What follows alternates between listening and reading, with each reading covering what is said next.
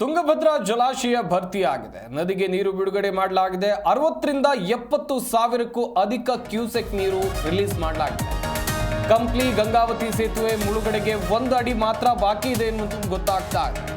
ಸೇತುವೆ ಮುಳುಗೋಕೆ ಕೇವಲ 1 ಅಡಿ ಮಾತ್ರ ಬಾಕಿ ಇದೆ. ಸೇತುವೆ ಮೇಲೆ ಅನಗತ್ಯ ಸಂಚಾರ ಮಾಡದಂತೆ ಸೂಚನೆಯನ್ನ ಜಿಲ್ಲಾಡಳಿತ ಕೊಟ್ಟಿದೆ. ನದಿಗೆ ಯಾರು ಕೂಡ ಇಳಿಬಾರದು, ಸೇತುವೆ ಮೇಲೆ ಸಂಚಾರ ಮಾಡಬಾರದು. ಇದು ಜಿಲ್ಲಾಡಳಿತ ಹೊರಡಿಸಿರುವಂತಹ ಕಟ್ಟುನಿಟ್ಟಿನ ಕ್ರಮ. ಯಾಕಂತ ಹೇಳಿದ್ರೆ ತುಂಗಭದ್ರಾ ಜಲಾಶಯದಿಂದ ನದಿಗೆ ನೀರನ್ನು ಬಿಡುಗಡೆ ಮಾಡಲಾಗಿದೆ.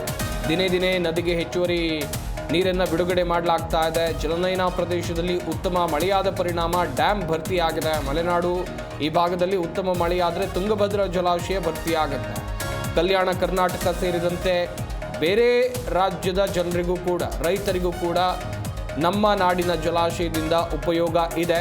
ಈ ಬಾರಿ ಉತ್ತಮವಾಗಿ ಮಳೆಯಾಗ್ತಾ ಇದೆ. ತುಂಗಭದ್ರಾ ಜಲಾಶಯ ಭರ್ತಿಯಾಗಿದೆ. ಜಲಾಶಯದಿಂದ ಹೆಚ್ಚುವರಿ ನೀರನ್ನು ನದಿಗೆ ಬಿಡುಗಡೆ ಮಾಡಲಾಗಿದೆ ಎನ್ನುವಂಥದ್ದು ಗೊತ್ತಾಗ್ತಾ ಇದೆ. ದೃಶ್ಯಾವಳಿಗಳಲ್ಲೂ ಗಮನಿಸ್ತಾ ಇರ್ಬೋದು ನೀವು. ಸೇತುವೆ ಮುಳುಗಡೆ ಆಗೋಕ್ಕೆ 1 ಅಡಿ ಮಾತ್ರ ಬಾಕಿ ಇದೆ. ಅನಗತ್ಯವಾಗಿ ಯಾರು ಕೂಡ ಸಂಚಾರವನ್ನು ಮಾಡಬಾರ್ದು ಅಂತೇಳಿ ಜಿಲ್ಲಾಡಳಿತ ಈಗಾಗಲೇ ಕಟ್ಟುನಿಟ್ಟಿನ ಸೂಚನೆಯನ್ನು ಕೊಟ್ಟಿದೆ. ಮುಂದೆ ಆಗಬಹುದಾದಂಥ ಅಪಾಯವನ್ನು ತಪ್ಪಿಸುವಂಥ ನಿಟ್ಟಿನಲ್ಲಿ ಈಗಾಗಲೇ ಜಿಲ್ಲಾಡಳಿತ ಕೈಗೊಂಡಿರುವಂಥ ಕ್ರಮ ಇದು. ಕಂಪ್ಲಿ ಮತ್ತು ಗಂಗಾವತಿ ಸೇತುವೆ ಮುಳುಗಡೆಯಾಗೋಕ್ಕೆ 1 ಅಡಿ ಮಾತ್ರ ಬಾಕಿ ಇರುವಂಥ ದೃಶ್ಯಾವಳಿಗಳನ್ನು ನೀವಿಲ್ಲಿ ನೋಡ್ತಾ ಇರಬಹುದು.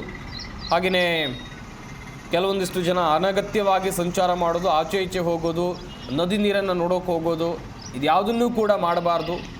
ಸ್ವಲ್ಪ ಎಚ್ಚರಿಕೆಯನ್ನು ವಹಿಸಬೇಕು. ಈಗಾಗಲೇ ನದಿ ತೀರದ ಪ್ರದೇಶಗಳಿರಬಹುದು, ಅಲ್ಲೆಲ್ಲ ಮನೆ ಕಟ್ಕೊಂಡವ್ರು ಇರಬಹುದು, ಅಲ್ಲಿ ಕೆಲಸವನ್ನು ಮಾಡೋರು ಇರಬಹುದು, ಎಲ್ಲರೂ ಕೂಡ ಬೇರೆ ಸ್ಥಳಗಳಿಗೆ ಹೋಗಿ ಎನ್ನುವುದಾಗಿ ಜಿಲ್ಲಾಡಳಿತ ಕಟ್ಟುನಿಟ್ಟಿನ ಸೂಚನೆಯನ್ನು ಕೊಟ್ಟಿದೆ.